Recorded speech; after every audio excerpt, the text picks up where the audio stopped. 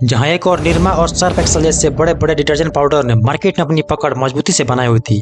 इसी बीच एक ऐसे डिटर्जेंट पाउडर की एंट्री होती है। इसने इन बड़े बड़े दिग्गजों को टक्कर देते हुए भारतीय लोगों के बीच अपनी एक ऐसी पहचान बनाई जिसका नाम और फेमस टैगलाइन लोगों के दिल और दिमाग में छप गया। ये कहानी है कानपुर के शास्त्री नगर में रहने वाले दो भाइयों की, जिन्होंने एक छोटी सी दुकान से कई चैलेंजेस को पार करते हुए बना डाली इंडिया की one of the largest detergent powder घड़ी। इसका फेमस टैगलाइन है घड़ी, डिटर्जेंट पाउडर और केक। पहले इस्तेमाल करें फिर विश्वास करें। बट यहाँ सवाल ये है कि आखिर कैसे इस घड़ी ने निरमा, सर्फ एक्सेल, व्हील जैसे बड़े बड़े प्लेयर्स को टक्कर देते हुए अपनी एक अलग ही पहचान बनाई। आखिर वो कौन कौन से ऐसे चैलेंजेस थे जिन्हें इन दो भाइयों ने फेस करके बना डाली इंडिया की one of the largest detergent powder घड़ी। आखिर क्या है इस घड़ी डिटर्जेंट की सफलता का असली राज? इन सारे सवालों के जवाब मिलेंगे आपको आगे इस वीडियो में।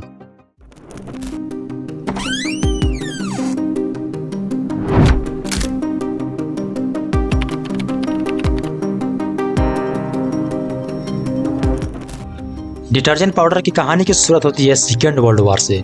उस समय सिंथेटिक डिटर्जेंट की शुरुआत हो चुकी थी, बट इंडिया में डिटर्जेंट इंडस्ट्री की शुरुआत होती है साल 1957 में, जब स्वास्तिक ऑयल मिल्स नाम की एक कंपनी ने सिंथेटिक डिटर्जेंट बनाना शुरू किया। फिर इसके 2 साल बाद यानी साल 1959 में हिंदुस्तान यूनिलीवर अपना फेमस डिटर्जेंट पाउडर लॉन्च करती है जिसका नाम है सर्फ एक्सेल। बट यहाँ प्रॉब्लम यह थी कि ये डिटर्जेंट इतना एक्सपेंसिव थे कि इसे सिर्फ अपर क्लास के लोग ही अफोर्ड कर सकते थे। अब बच्चे मिडिल या लोअर मिडिल क्लास के लोग जो इसका यूज नहीं कर पाते थे, सिर्फ इसे देखकर ही रह जाते थे। फिर साल 1969 में इसी प्रॉब्लम को देखते हुए गुजरात के करसन भाई पटेल अपना डिटर्जेंट पाउडर लॉन्च करते हैं जिसका नाम है निरमा, और इसका फेमस टीवी एड है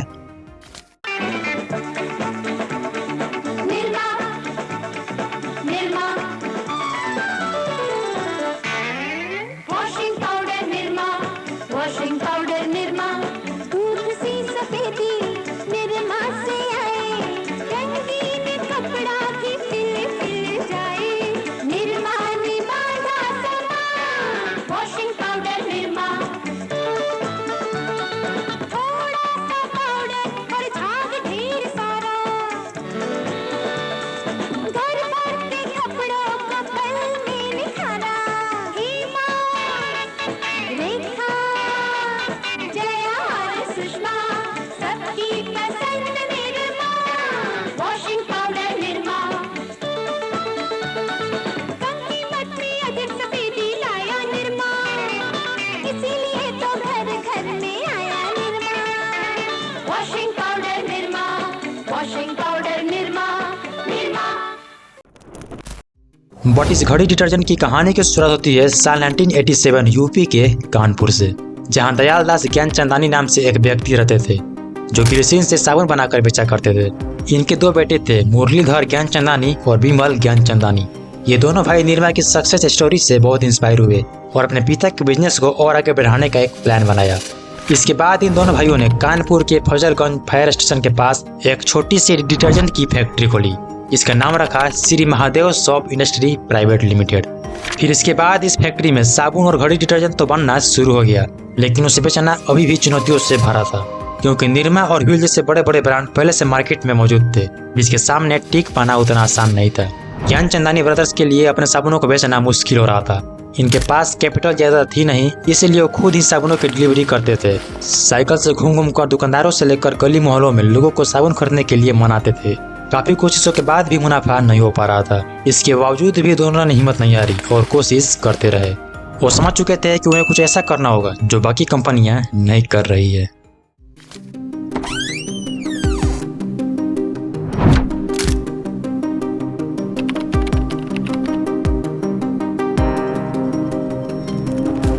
मार्केट में पहले से ही निरमा, सर्फ एक्सेल जैसे बड़े बड़े ब्रांड्स मौजूद थे, लेकिन इन दोनों भाइयों ने कुछ यूनिक स्ट्रेटेजी अपनाई जो उन्हें इन बाकी ब्रांड से एक अलग ही पहचान दिलाई। उस दौर में जहां अधिकांश वॉशिंग पाउडर पीले या नीले रंग के होते थे, इन्होंने सफेद रंग का वॉशिंग पाउडर बाजार में उतारने का फैसला किया। साथ में एक मजबूत और जुबान पर चढ़ जाने वाला फेमस टैगलाइन निकाला, घड़ी, डिटर्जेंट पाउडर और केक। पहले इस्तेमाल करें फिर विश्वास करें। उनका यह टैगलाइन लोगों की जुबान पर चढ़ गया। ये स्लोगन कस्टमर्स को कॉन्फिडेंस देता था कि घड़ी डिटर्जेंट अपने प्रोडक्ट की क्वालिटी पर पूरा भरोसा करता है। जब एक ब्रांड खुद अपने प्रोडक्ट को ट्राई करने के लिए इनकरेज करता है तो कस्टमर्स का ट्रस्ट ऑटोमेटिकली ही बढ़ जाता है। इस फेमस टैगलाइन ने आम लोगों की भाषा में बात की जो उन्हें रिलेटेबल लगा। ये उनके डेली लाइफ के एक्सपीरियंस से मैच करता था। जैसे कुछ लोग पहले किसी प्रोडक्ट को खरीदने से पहले उसे ट्राई करते हैं और फिर बाद में उस पर विश्वास करते हैं, सेम वैसा ही ये टैगलाइन था। इस टैगलाइन के जरिए घड़ी डिटर्जेंट ने ये मैसेज दिया कि उनका प्रोडक्ट कितना अच्छा है कि एक बार यूज करने के बाद आपको उस पर विश्वास हो जाएगा। ये एश्योरेंस कस्टमर्स को अट्रैक्ट करता था और उन्हें प्रोडक्ट ट्राई करने के लिए मोटिवेट करता था। दूसरा फैक्टर है रीजनल फोकस। शुरुआत में घड़ी डिटर्जेंट ने नेशनल लेवल पर कम्पीट करने के बजाय रीजनल मार्केट पर फोकस किया। सबसे पहले उन्होंने उत्तर प्रदेश के छोटे शहरों और गाँव में अपनी पहचान बनानी शुरू की। यह अप्रोच उन्हें लोकल कस्टमर्स के साथ डायरेक्ट कनेक्शन बनाने में हेल्प किया। फिर इसके बाद धीरे धीरे उन्होंने अपने इस प्रोडक्ट को बिहार, मध्य प्रदेश और पंजाब जैसे स्टेट में एक्सपेंड करना शुरू कर दिया। तीसरा और लास्ट फैक्टर है इफेक्टिव एडवर्टाइजिंग। इनका मेन मकसद था मिडिल और लोअर मिडिल क्लास के लोगों को टारगेट करना। इसके लिए इन्होंने एक अलग ही दिमाग लगाई। इन्हें पता था कि इनकी टारगेट ऑडियंस ज़्यादातर ट्रेनों में ट्रेवल करती है, जिसके चलते इन्होंने अपनी एडवर्टाइजमेंट ट्रेनों में लगाना शुरू कर दिए। और साथ में इन्होंने अपने प्रोडक्ट को एफोर्डेबल बनाया ताकि हर इकोनॉमिक बैकग्राउंड के लोग इसे खरीद सकें। ऐसा करने से यह हुआ कि इनके सेल्स पहले के मुताबिक और भी ज़्यादा बढ़ने लगी और देखते ही देखते ये भारत का एक पसंदीदा डिटर्जेंट ब्रांड बन गया, जिसके चलते इस कंपनी ने साल 2002 में 500 करोड़ की सेल को टच कर दिया। इसके बाद इन्होंने साल 2005 में अपने कंपनी का नाम श्री महादेव सॉफ्ट इंडस्ट्रीज को चेंज करके Rohit Surf extent private limited यानी RSPL रख दिया।